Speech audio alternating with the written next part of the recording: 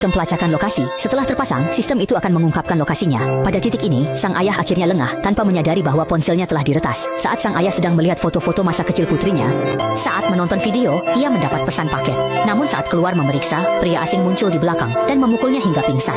Di tempat lain, seorang gadis pulang saat sahabatnya datang menginap. Gadis itu tak tahu ayahnya tertimpa musibah. Esoknya, ia melihat puluhan panggilan tak terjawab di ponsel. Anehnya, ponsel dalam mode senyap dan alarm tak berbunyi. Ia pun bergegas berpakaian dan hendak memesan taksi ke kantor.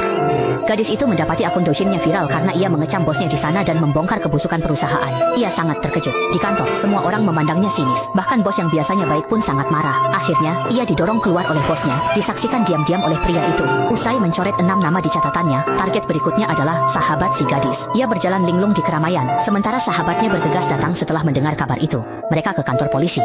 Namun karena pesan terkirim dari ponsel si gadis, polisi menolak menyelidiki dan mengira mereka mabuk. Terpaksa mereka pergi. Agar tak curiga ayahnya disandra, si pria mengirim pesan lewat ponsel sang ayah bahwa kafe tutup. Si putri tak merasa aneh. Lalu, ia dan temannya ke kafe berdiskusi. Saat bingung, pria itu tiba-tiba muncul.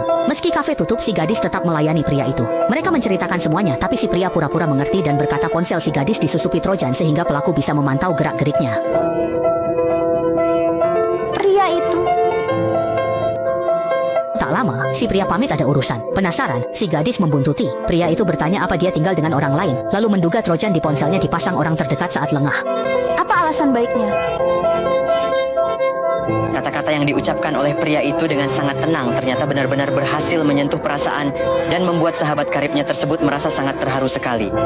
Gadis itu mulai mencurigai sahabatnya yang mengintip dari jendela. Hal ini membuatnya makin curiga. Setelah pria itu pergi, sang gadis bertanya mengapa sahabatnya melakukan itu karena ia sudah percaya ucapan si pria. Sahabatnya merasa sedih karena diragukan orang terdekat. Namun meski sudah dijelaskan, gadis itu tetap tidak percaya.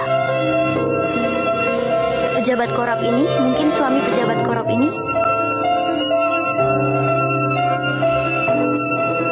Begitulah, karena marah. Akhirnya, karena emosi, sahabatnya mengakui bahwa dialah yang melakukannya. Di dalam hatinya, perlu tidak sih bersikap sopan pada sahabat? Sahabatnya pergi, gadis itu sedih. Di rumah, ia menatap video di ponselnya. Tak disangka, ia kehilangan semua temannya dalam sekejap. Sementara itu, polisi menemukan 7 jenazah di pegunungan. Lewat panggilan terakhir korban, polisi melacak toko reparasi ponsel. Setelah tenang, ia curiga ponselnya diutak-atik. Di sana, ia bertemu polisi yang sedang menyelidik.